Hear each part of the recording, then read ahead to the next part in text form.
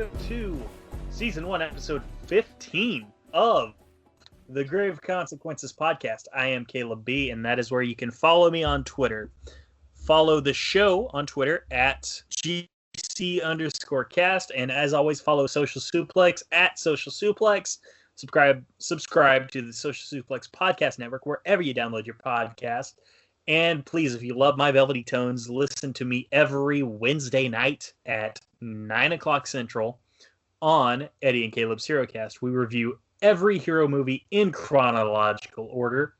And we have got, see, by this time, I believe we're either looking at Barbed Wire or Mighty Morphin Power Rangers that week, if I'm not mistaken. So that I would want to watch one of them, but not the other. Well, I will put it this way. Barbed Wire is so bad. It's still bad. So not quite good. But you do see some Pamela Anderson nipple in like the first 2 minutes of the movie. So that's interesting. Yeah. Yeah, when she's doing like a strip dance and everything. It's kind of obscured. It's hard to make out a little. But, you know, it's still there. That's why we watch it. Yeah, well, that's another cast of mine. And by the way, Greg, we're gonna have you on one day. But today, folks, we are here to review Season 1, Episode 15 of Lucha Underground, entitled Eye for an Eye. And this show started off with Mariachi El Bronx playing us in. And I noticed during the preamble, like right before they went to the ring, Vampiro kind of like playfully choked Matt Stryker. Did you notice that? No, I might have missed that. I didn't really notice much of them at all. It was a minute detail. It's not leading to anything, but it's just something I noticed.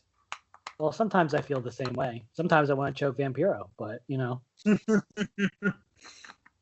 Yeah, I know, right? So, the very first match of the night, starting off hot, man. And it's kind of weird that this went on first because given what the main event was, I probably would have had this go on last, to be honest with you.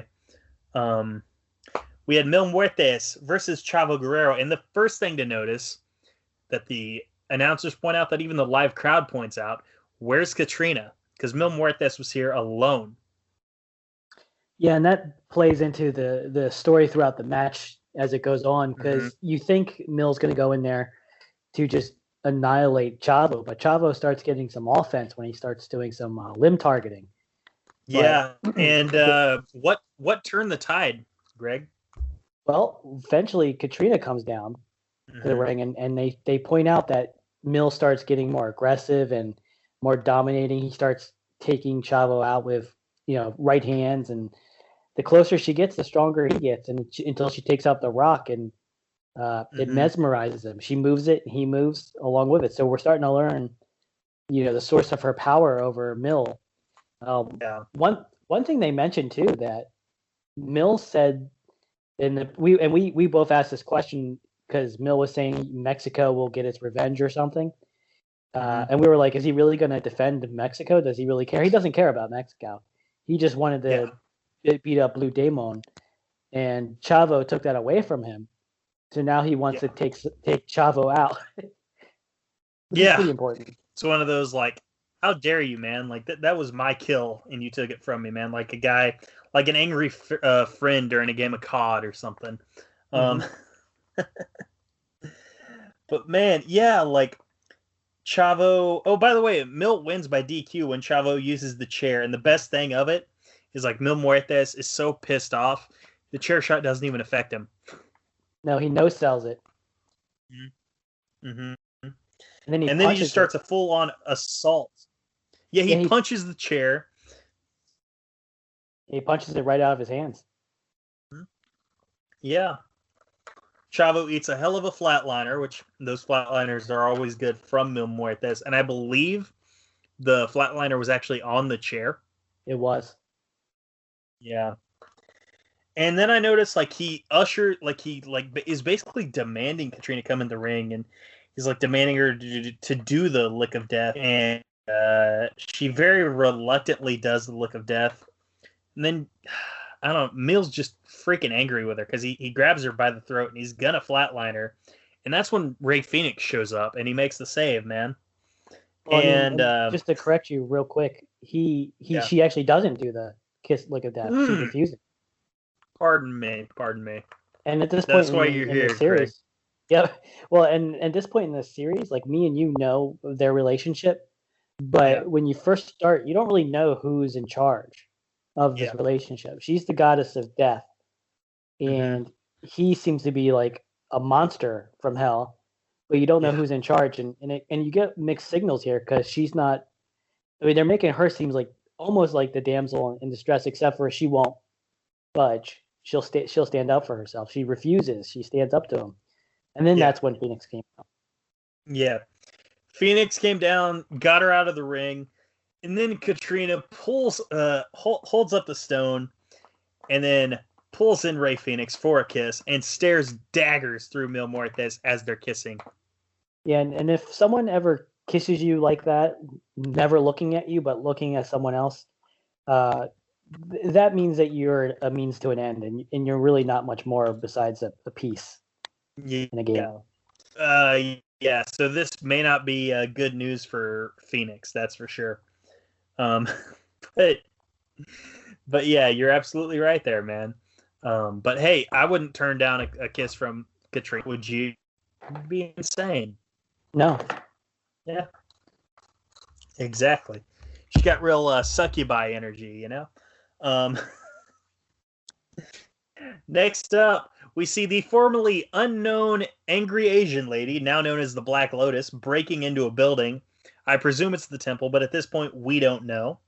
That leads us right into another vignette with El Jefe, Dario Cueto, and the crew. And Jefe is very pleased with the crew, and he says, that's why I'm putting you in the main event. I'm putting you in there with Pimpy, with Masquerita, and with Sexy Star, because I want you to not only beat them, I want you to end them. I want you to end their careers. I want you to make sure they never come back to the temple. And one detail I noticed in this is that the crew has basketball jerseys now. So they're sort of like a Cholo version. They're like a Cholo version of the Varsity Club. Yeah, I can see that. And it's funny because Dario, he specifically says that they should never have survived this temple, and he wants them to eliminate them and take them out of it. Dario, and we talked about this before, how Dario seems to want to crush things he builds up, and I'm putting two and two together. And me and you, we know his backstory, but they haven't told it yet.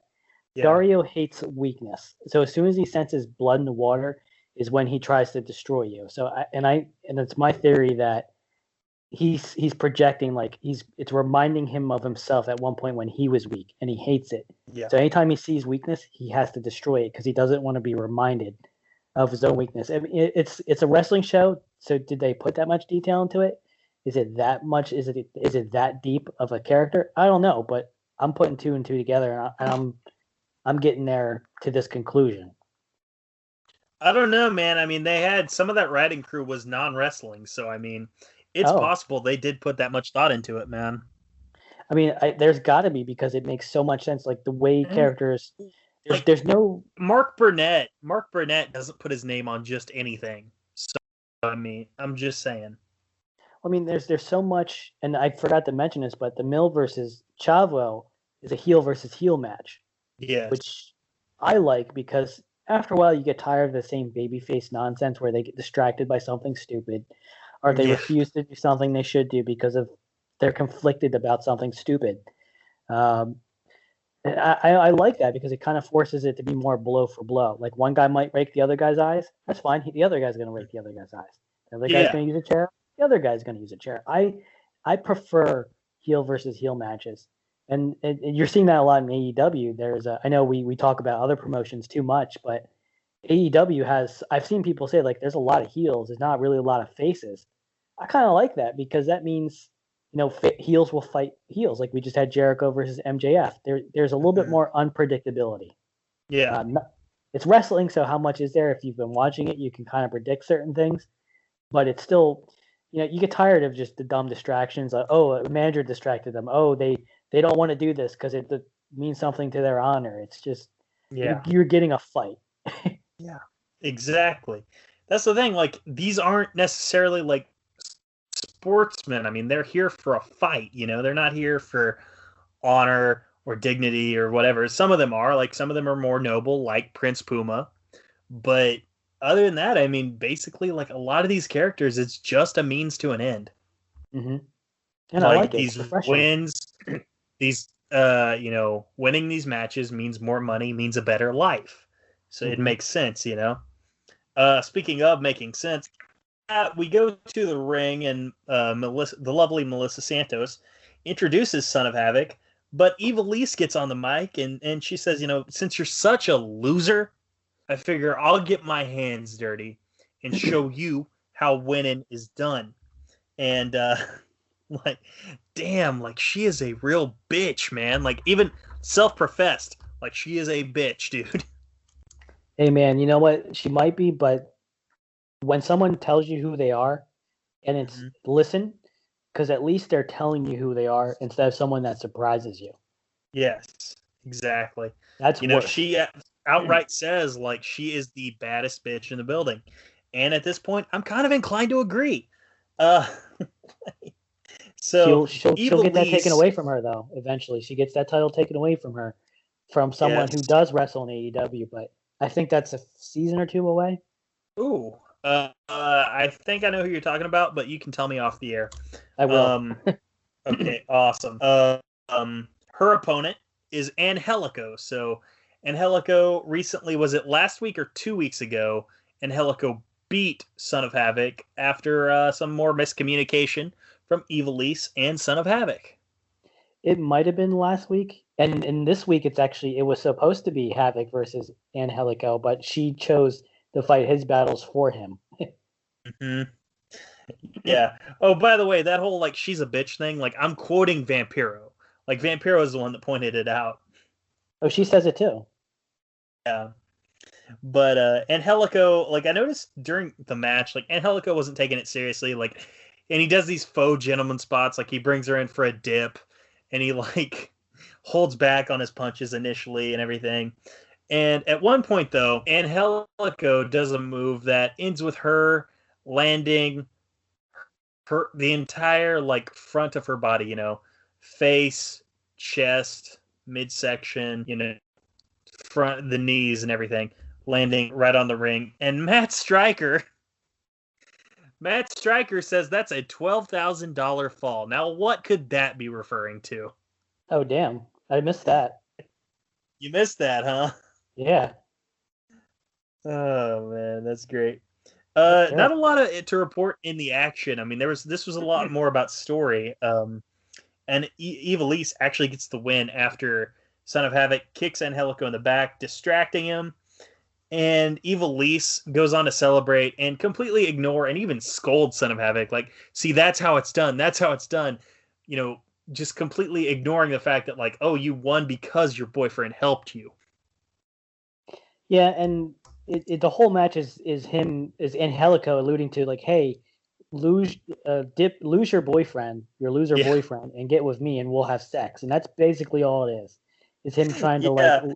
trying to get laid with Evilise, and He even they're says as much after the match. Yeah. yeah. He says, hey, if you ever want to ditch that zero, I can go one on one with you anytime, and you know that's like the whole story of the match. And frankly, I like Havoc, but just I'm 37 years old. I can't feel bad for people that choose to be with shitty people. So the story makes sense, but I don't Yeah. feel bad for him. They want you to feel bad for him a little bit, but just I don't. He chose her. Yeah. She's pretty That's upfront with true. how she's about. But Hmm. did you notice as they were going they were doing a jump cut to like another thing? He starts putting earmuffs on her, like from old school. That's great. That's great. Earmuffs, babe. That'll save your relationship. Just make it so she can't hear the other guy. Absolutely. Yeah. Absolutely, man. But yeah, I did notice Angelico's indecent proposal after the match was over. What a scuzzball, man. Have they ever actually done the indecent proposal gimmick in wrestling? I mean, that was a whole ass match at like Vengeance '03, man. I mean, I would Uh, love like a whole storyline that's just that, but in a wrestling universe, so it has all the wrestling gimmicks, but it's the same plot. so okay, it wasn't okay. It was like it was an indecent proposal in that like Jimmy Noble's like, hey, I want to have sex with Tori Wilson, which like get in line, bud. Um, who was Tori was managing Billy Gunn at the time, and Jamie Wilson was saying all this whilst he was still dating Nydia, and Nydia was cool with it for some reason. And the match at Vengeance was Kidman or not Kidman, Jamie Noble, and it was funny because Kidman was married to Tori Wilson at the time and still on the roster. But yeah, Jamie Noble and Billy Gunn. And if Jamie Noble won, he got, one night with Tori Wilson. And Jamie Noble won. The resolution, as it turns out, was like a cut to the next Thursday on SmackDown, cut to Tori Wilson and Jamie Noble in a hotel. And then all of a sudden, Billy Gunn and Nydia show up, and it's alluded to that they have a foursome. That's interesting. That went a different direction than I expected. But I'm glad I'm glad he Jamie Noble was able to. I keep thinking I wanted to say Billy Kidman, so I'm getting kind of confused. But we're Freudian slipping because of Billy Kidman's relationship with Tori. But yeah. Yeah, I was about to say I'm glad he was finally able to consummate his relationship with his wife as opposed to Rockstar Spud. Oh my gosh. But that's a whole different wrestler. I mean, it sounds like they didn't go as far as I wanted. Oh, man. Ooh, yeah. Man. Renee Michelle showed up on Impact recently, and I haven't been watching, but I may have to check the show out. Everything else aside, the next match on the show was the debuting Tejano against Superfly. And one thing I noticed in the pre-match, Tejano is like a whole cowboy. Like he comes out wearing a cowboy hat, chaps, and a bull rope. Yeah, he looks like a male stripper. He does. That's immediately what I noticed. Like anytime I see someone in chaps, I'm like, yeah, those don't have an ass on them, so that's weird. It's a weird choice. Even for 2014, it was still kind of. I don't know. Yeah. Tejano seems like he's from a different, older generation, just because of his wrestling style. Yeah. And his attire. Because he's a whole ass cowboy. Well, I'm pretty sure he like lifted the gimmick from his dad, if I'm not mistaken. That makes sense then. So yeah, that makes more sense. This was a squash. I noticed that the finish was had Superfly in fireman's carry position. Then he did like the neck break onto his knee, and it was followed by another neck breaker. So his finish was a neck breaker into a neck breaker.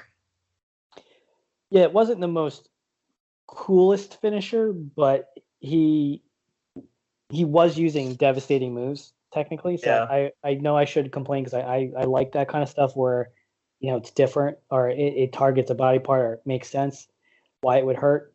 But he really did just kind of like break his neck twice and then pin him.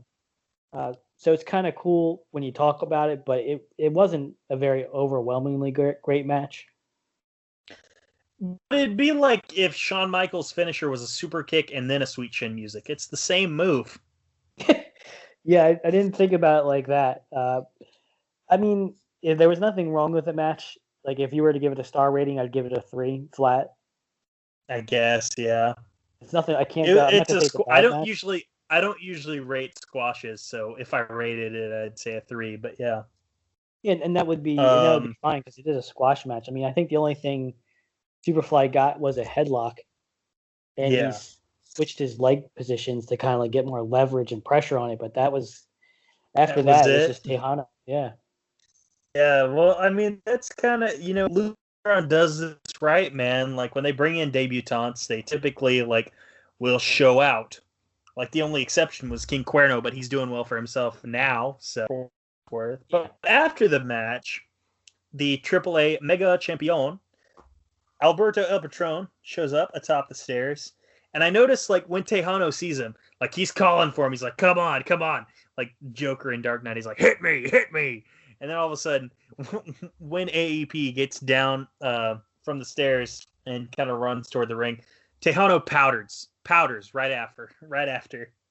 Smart man. Did you notice that, like, or did you get the impression that just based on the size of everyone else, when Patron and Tejano are brawling, it's like it really does look like two huge dudes just beating the shit, like, and they're just throwing punches. It actually looked like a brawl. And sometimes wrestling fails at making a brawl look like a brawl. It's one of those, like, it sticks out, man. Because again, there's a lot of small guys on the show, and these guys are not. How tall is Patron? Because he looked huge.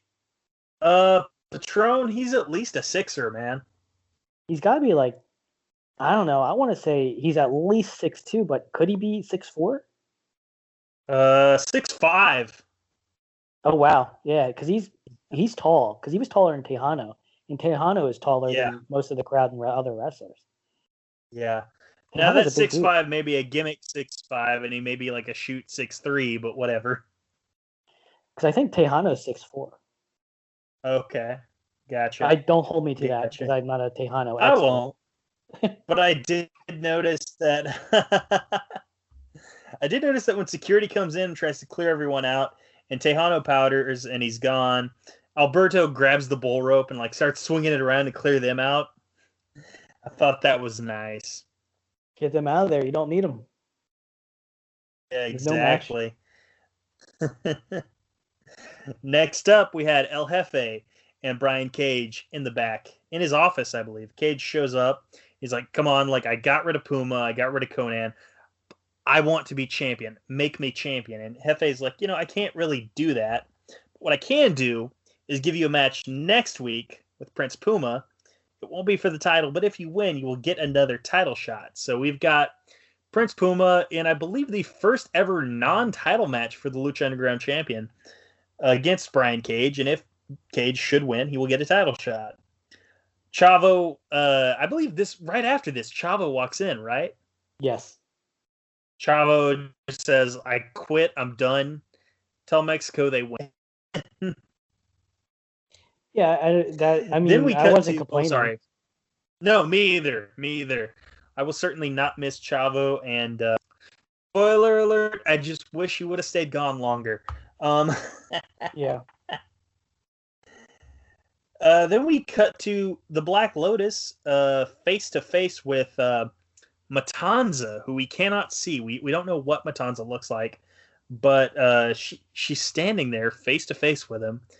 And, Black Lotus says, "Ever since I was a little girl, all I ever wanted to do was kill the man who killed my parents with my bare hands." So Matanza killed Black Lotus' parents? Okay. Yeah, I remember that was the story, yeah. Like, that guy actually is like a monster. Yeah. So we're going to cut to the main event now, which is a triple threat, a a trios match, and there is no disqualification, so no need to tag. We had the crew of Cortez Castro, Bale, and Mr. Cisco against Sexy Star, Pimpinella Escarlata, and Masquerita Sagrada. My one regret is that the Technicos came out together, so they came out to Sexy Star's music, and I didn't get to hear that epic stock music that Masquerita uses, Do you, hopefully I'm not jumping too far ahead, but do you know, because they get into the match, do you know what took out Pimpinella? I missed it. Well, okay, so the basic plotline of the match is here, real quick. Like, the crew is just dominating, and they take out Masquerita and they take out Pimpy to the point where it's a 3-on-1. But I don't remember what exactly took out Pimpy. I mean, Pimpy goes out early, and I missed it, and I had already rewound multiple times for other segments in this show, but I missed that. It may have been the chokehold and the kendo stick shots, man. Like, they may have just called it right then. I missed that part, and that entire segment I missed somehow. But I remember watching Masquerita. He did a springboard diving headbutt to one of the crew, which is like now that we know as much as we know about CTE and all that, it's really freaking cool, but it's also really freaking stupid to do a diving headbutt. Like I kind of hate when wrestlers do headbutts now because of Okada. Well, because now they know. Yeah, I mean, we saw that with Shibata. Like, we don't want that to happen. And I don't like some of the wrestlers, wrestlers are great at wrestling, but sometimes, like, you'll see them doing other martial arts and you know that that's not really what that looks like or it's not really a good job. I don't want a wrestler doing a headbutt that doesn't know what they're doing and actually scrambling their brain. Yeah, exactly, man. But yeah, like it gets to the point. Oh, by the way, speaking of head trauma, Masquerita Sagrada gets taken out with a curb stomp on a chair. Yes, that was freaking awesome. Yeah. I mean, that's probably like the highlight of the match right there, as sadistic as it is, because I didn't remember the match, so I didn't know if they would go all the way through it without something else interrupting, and they went all the way with it because they put it right on that seal in the middle of the ring, and he got him up and he just curb stomped him right into that chair. Yep, and that took out Masquerita, so no more Masquerita tonight. So eventually it's 3-on-1, and Sexy, this has been the story of her character the entire season. No matter what the odds are, she's gonna fight valiantly. She kind of reminds me of, you've seen Infinity War, I would assume, right? Yeah. So when the odds are against Cap and he's squaring off with freaking Thanos and he's doing it by himself, he didn't stop. He didn't think about quitting for a second, man. Even when he was in a no-win situation, he did not stop. It was wild. That's kind of the vibes I get to a lesser extent. She's not as epic as Steve Rogers was, but it's kind of the vibe I get from her. I just got that she was stupid. That's that too. She's also she will also be forever loved by wrestling fans. She definitely never does anything uncouth in the wrestling ring. She does something pretty stupid. She does not. She never does anything stupid. What are you talking about? I'm crazy.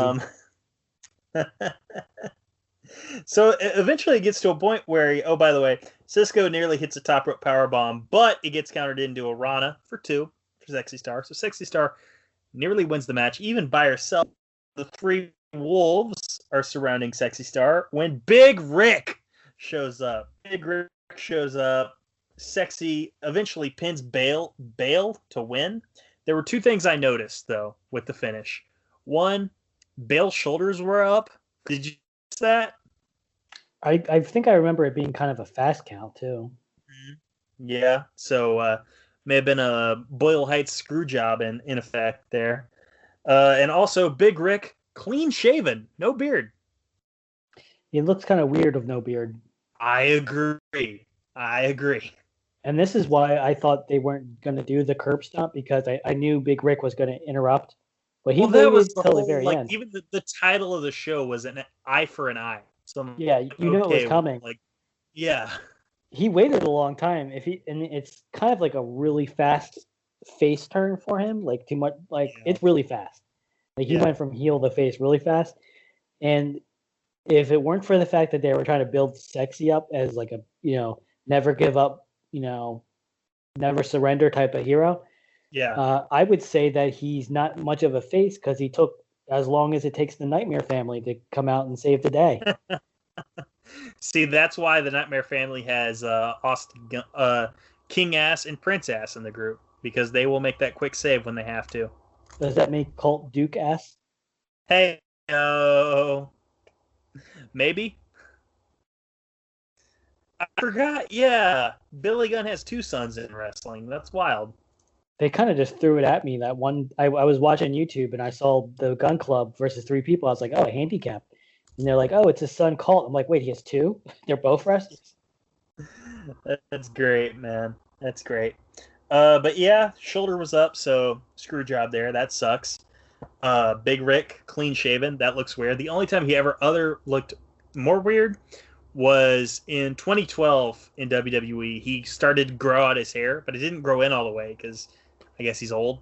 So he looked really weird with like half a head of hair and a beard. That is weird. It is. I agree. But folks, we've kept you long enough, I think, and we are gonna get out of here eventually. And I don't know when this is going to happen, but supposedly there's gonna be a quiz time invitational that I will be involved in, and I don't know when that's gonna drop. I don't even know when we're gonna record it, but I do look forward to it. And I look forward to winning this potential mini tournament and becoming the new quiz time champion. So we'll see. And that would, Greg, I think you would agree. I think that would prove that we are indeed the true ace of podcasts. Well, we do have to do one thing before we can be the ace of podcast. What's that? We have to rate the show. Oh, we do, don't we? I tried to sign us off prematurely. I knew I was forgetting something. Yeah, this was not a good episode. I think card placement really hurt it. The matches in general just weren't that good, man. Like, I think the best one was probably the opener. And even that was kind of semi-squash. And, like, you had a weird Chavo Guerrero domination run against Mil Muertes, of all people, even though it was story-driven. And for that reason, I'm going to go. And this is the lowest rating I've given the show. Probably the lowest rating I will give it later on down the road, too. I'm going to go 5.5. Oh, wow. Yeah, it was not good. See, I was going to go 6.5 because the story isn't bad. Yeah. It's just, it wouldn't be a show you bring someone in to get them hooked on Lucha Underground. No. It's something you'd watch after you're hooked in a sequence. Yeah. Yeah. And it's hard to give it that low of a rating, but the thing is, the Angelico Ivelisse match was just, fuck shit. Yeah. I enjoyed it, but I enjoy fuck shit. I like Orange Cassidy before he was, my favorite match was him and not Trent, the other one, Chuck Taylor versus Dick Justice and Colt Cabana, where it ends where a subpoena is given to Colt Cabana and he gets rolled up. So that's I amazing. like it. It's a great match. It's fucking fantastic. What's that from? I don't know promotion. I'll find the video and I'll send it to you. You can find it on Google. Okay.